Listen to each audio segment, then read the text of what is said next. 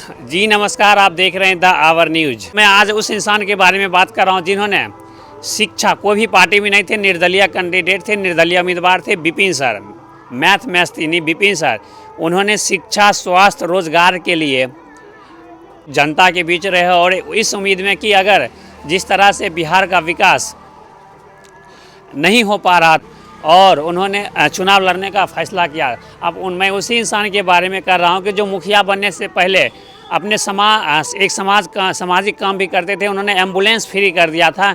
अगर आप कोई भी डिलीवरी पेशेंट या किसी भी प्रकार का दुर्घटना होता तो आप एम्बुलेंस ले जाइए और आप उसमें सिर्फ डीजल दीजिए और एम्बुलेंस आप ले जाइए और डीजल दीजिए, सिर्फ आपको डीजल का खर्च लगेगा।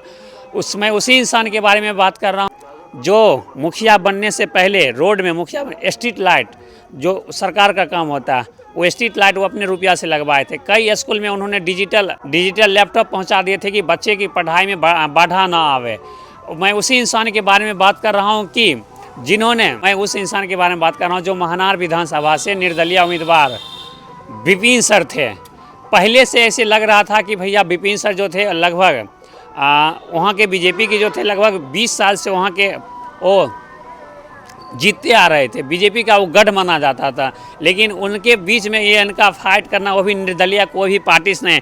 ऑफर तो बहुत पार्टी से आया, लेकिन विदाउट पार्टी से, कोई भी पार्टी से निर्दलीय चुनाव लड़ना इनको बस ऐसा लग रहा था कि हम शिक्षा, रोजगार और स्वास्थ्य पर अगर बात करेंगे, लोगों से अगर वोट मांगेंगे तो हो सकता है कि हम यहाँ से निकल सकते हैं महानार विधानसभा से।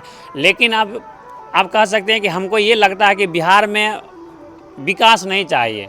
मैं क्यों बात कर रहा हूँ, जो इंसान शिक्षित है, टीचर है, वो इंसान आपके लिए क्यों खड़ा हुआ, क्यों आपकी आवाज़ बनने का कोशिश कर रहा था?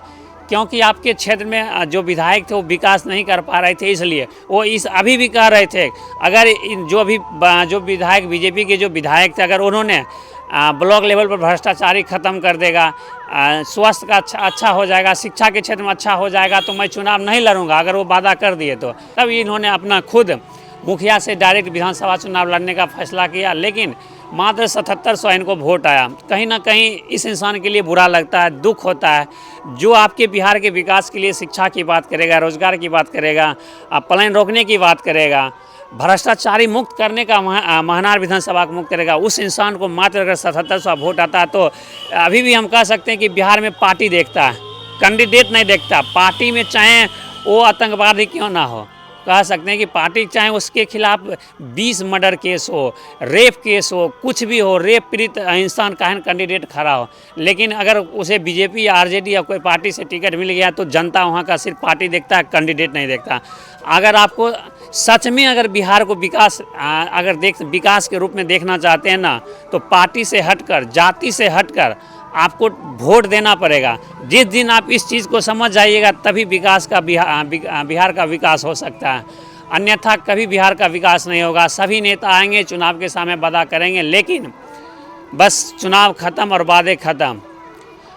देख सकते थे कि अभी मेन फैक्टर ऐसे बीजेपी का तो लहर था, जब अच्छे प्रशांत किशोर ऐसा आदमी की एक भी सीट नहीं आया तो विपिन सर खड़े, उनके बारे में क्या ही कहे। लेकिन थोड़ा सा बुरा लगता है, अगर पढ़े लिखे लोग, शिक्षित लोग अगर लोग नहीं पसंद करता तो, और लोग भी पसंद करता वही इंसान को जो उनके लिए थोड़ा लगे कि राजा की तरह बात करे, गैंगस्टर हो, वैसे इंसान को पसंद करता। तो वैसे इंसान को पसंद करिए भैया।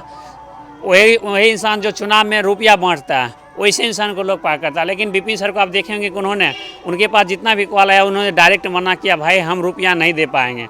अगर आपको जहाँ रुपया मिलता है आप वहाँ से रुपया लो, लेकिन मैं रुपया नहीं बांटूंगा, मैं मुर्गा नहीं खिलाऊंगा, मैं दारू नहीं पिलाऊंगा। आपको वोट देना है दो, नहीं देना है नहीं दो।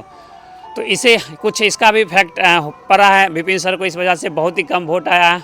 बाकी आप लोग क्या सोचते हैं, बिहार की मैं जनता से बात करता हूँ कि विपिन सर के बारे में क्या सोचते थे, इस इंसान के बारे में क्या आपको भी बुरा लग रहा है? क्या लगता था इनके जीतने के बाद महानार विधानसभा का भविष्य चेंज हो सकता था, वहाँ की जनता, वहाँ की जनता को रोज़गार मिल सकता था, वहाँ पलायन मुक्त हो सकता था, भ्रष्टाचार मुक्त हो सकता? आप कमेंट करके बताइएगा। मैं उसी विपिन सर के बारे में बात कर रहा हूँ जिन्होंने मुखिया रहते बहुत अच्छे अपना रुपया से गांव में काफ़ी अच्छा विकास किया था।